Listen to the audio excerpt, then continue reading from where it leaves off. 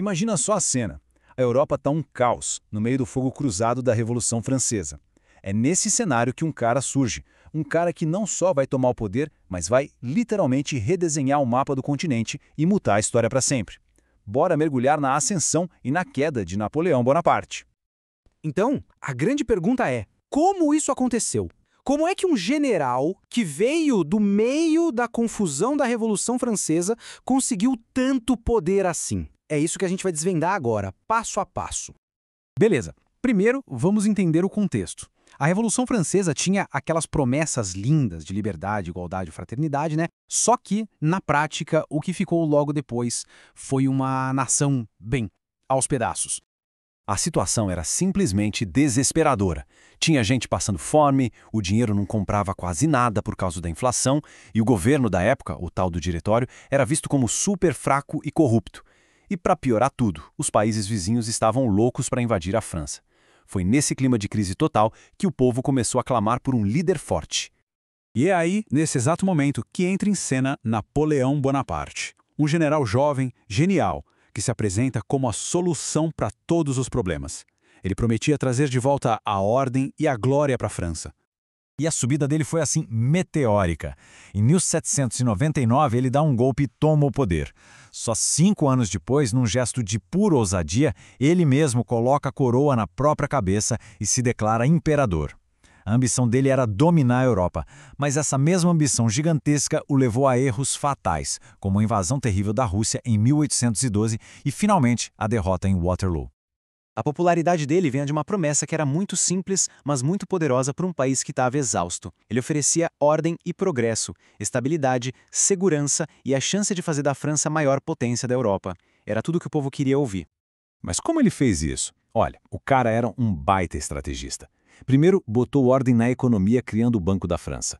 Depois, modernizou as leis com o Código Napoleônico, que garantiu o direito à propriedade. Uma coisa que a burguesia, sabe, os comerciantes e empresários, amou.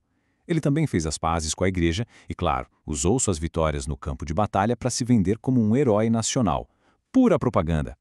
Agora, a gente sai um pouco da França porque a ambição do Napoleão não tinha fronteiras. Ele não queria só governar a França, ele queria dominar a Europa inteira. Uma das táticas mais famosas dele foi o tal do bloqueio continental. O que era isso? Basicamente uma guerra econômica. Já que ele não conseguia invadir a Inglaterra, que era sua maior rival, ele tentou quebrar a economia deles. A ordem era: ninguém na Europa pode comprar ou vender nada para a Inglaterra. Simples assim. E o impacto das conquistas dele foi gigante. Ele mudou o mapa da Europa, acabou com leis antigas e privilégios da nobreza e espalhou novas ideias por onde passava. Mas aí vem a grande ironia da história. Ao impor o domínio francês, ele acabou despertando nos outros povos um sentimento nacionalista muito forte, ou seja, a vontade de lutar por suas próprias nações contra ele. Mas, como dizem por aí, quanto mais alto se sobe, maior é a queda. E a mesma ambição que levou Napoleão ao topo do mundo foi o que acabou destruindo ele. O ponto de virada, sem dúvida, foi a decisão de invadir a Rússia.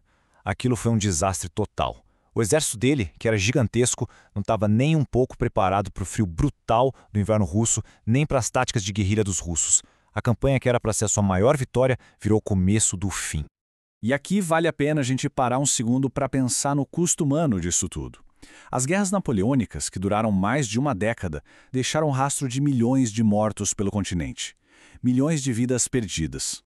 Depois da surra que levou na Rússia, Napoleão ficou bem enfraquecido. Ele até tentou dar uma última cartada, voltar ao poder, mas em 1815, na famosa Batalha de Waterloo, uma união de países europeus o derrotou de uma vez por todas. Era o fim do império dele.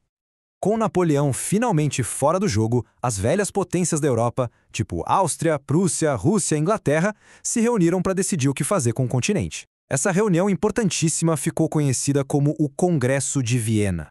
A ideia principal deles era basicamente apertar um botão de reset. Eles queriam fingir que a Revolução Francesa e toda a era de Napoleão nunca tinham acontecido e voltar ao mundo de antes, com os reis e as rainhas mandando em tudo de novo. Para fazer isso, eles criaram 2 regras principais. A primeira era o princípio da legitimidade. Traduzindo, todos os reis e rainhas que Napoleão tinha tirado do poder deveriam voltar para os seus tronos, como se nada tivesse acontecido. A segunda regra era a do equilíbrio de poder. Eles redesenharam as fronteiras dos países para garantir que ninguém ficasse forte o bastante para tentar dominar a Europa inteira de novo, como a França de Napoleão tinha feito. E aqui a gente vê o choque de dois mundos. De um lado, as ideias que Napoleão ajudou a espalhar: nação, liberdade, direitos. Do outro, o que o Congresso de Viena queria de volta: as famílias reais de sempre, o poder absoluto dos reis, a velha aristocracia. Era uma verdadeira batalha pelo futuro da Europa. Só que o Congresso de Viena cometeu um erro gigantesco. Ele ignorou completamente a vontade do povo. As ideias de nacionalismo e de liberdade já tinham sido plantadas, sabe? Não dava para simplesmente apagar. Ao tentar abafar tudo isso, os diplomatas não garantiram a paz. Eles só adiaram a próxima briga, preparando o terreno para as outras revoluções que iam explodir mais tarde. Isso tudo nos leva à nossa última questão. Será que os reis e diplomatas lá em Viena conseguiram mesmo apagar a marca que Napoleão deixou na história? Ou será que ideias como cidadania, leis iguais para todos e identidade nacional, uma vez que são despertadas, não podem mais ser colocadas de volta na caixa? Fica aí a reflexão.